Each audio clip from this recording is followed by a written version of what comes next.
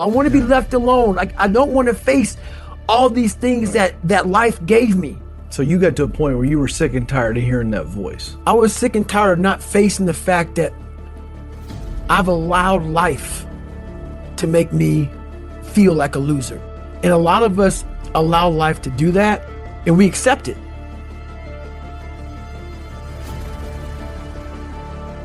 You have to remind yourself, we all have a story. All of us have gone through very hard times.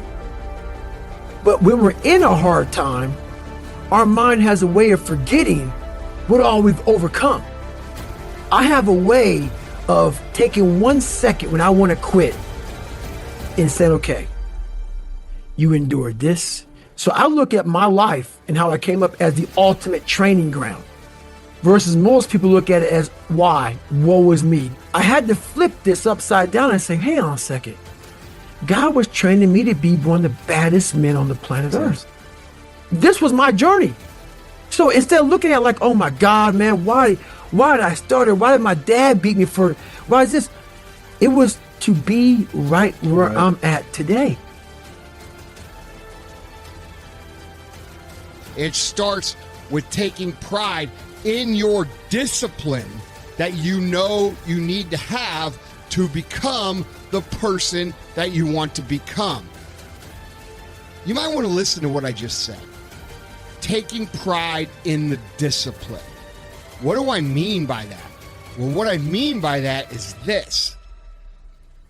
I talked to a guy today in the gym who was asking me some pretty serious questions. Do you ever just want to quit? And I'm like, well, yeah, of course. And I had a serious talk with him. But one thing I share with them is this.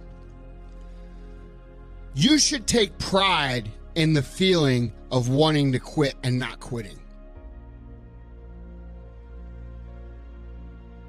When things have been really hard for me, the hardest in my life, whether it be in my fitness, whether it be in my business, whether it be in any area of life, the one thing that I've always taken pride in is this. When things get hard, I don't look at it like, oh, dude, things are so fucking hard. That's not how I think about it. I reframe my thoughts to think about it like this. Hey, shit's really hard right now, dude. You're really struggling right now. But here's the thing. Right now is when everybody else quits. Right now is when everybody else is going to fall behind. Right now is when everybody else decides to do something that's easier or faster or not as hard. And that's what gets you ahead. That's what gets you to have pride. Because those struggles, those feelings, those things that are difficult, they are there to test you.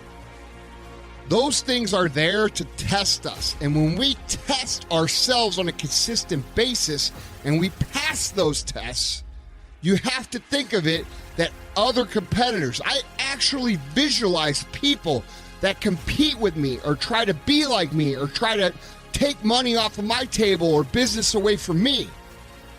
And I think about them and I said, dude, would they quit now? And the answer is usually yes. And when I think of all those people quitting, I get energy to push through my struggle. I get happy about my struggle. I get ready to take more struggle in and chew that shit up and spit it right back out. I had to start building on something. I had to start learning how to find mental toughness. Whenever life would start getting good for me, God would throw a nice anchor and stop me right there. This is where I started to develop an indestructible mental toolbox. That's where the true transformation starts to happen.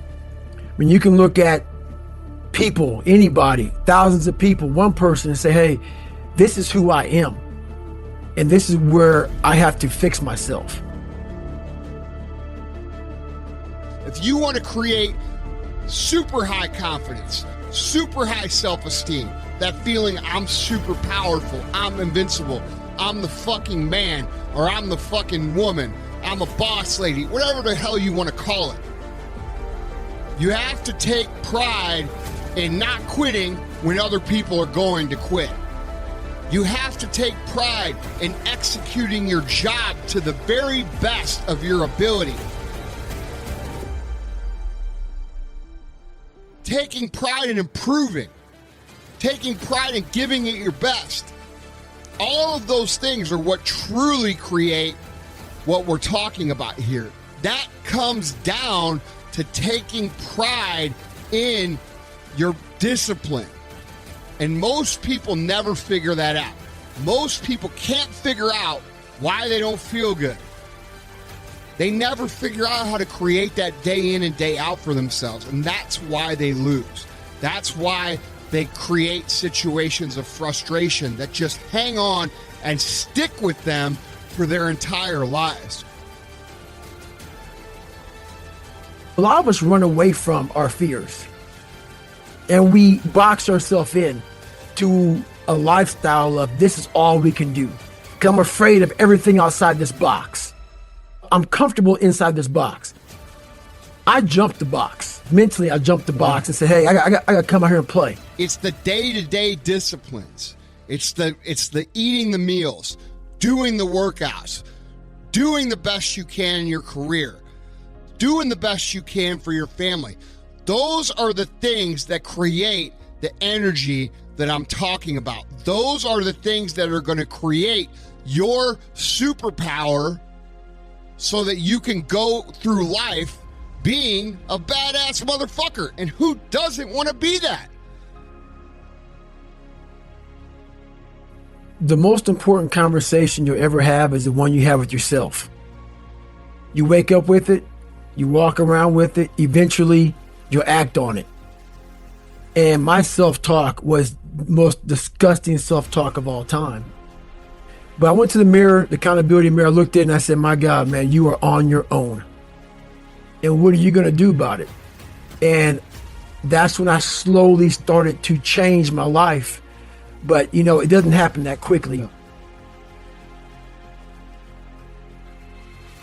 I looked in this one guy's eyes who was ringing the bell to quit, to put his helmet down out of Navy SEAL training, and I saw myself. And I saw what everybody said I was going to be, which was nothing. What I said I was going to be, that conversation you have. The real privilege is how long it's taking you and the lessons that you learn, because those struggles, those hardships, those things that people face will usually cause them to quit, and it brings you up.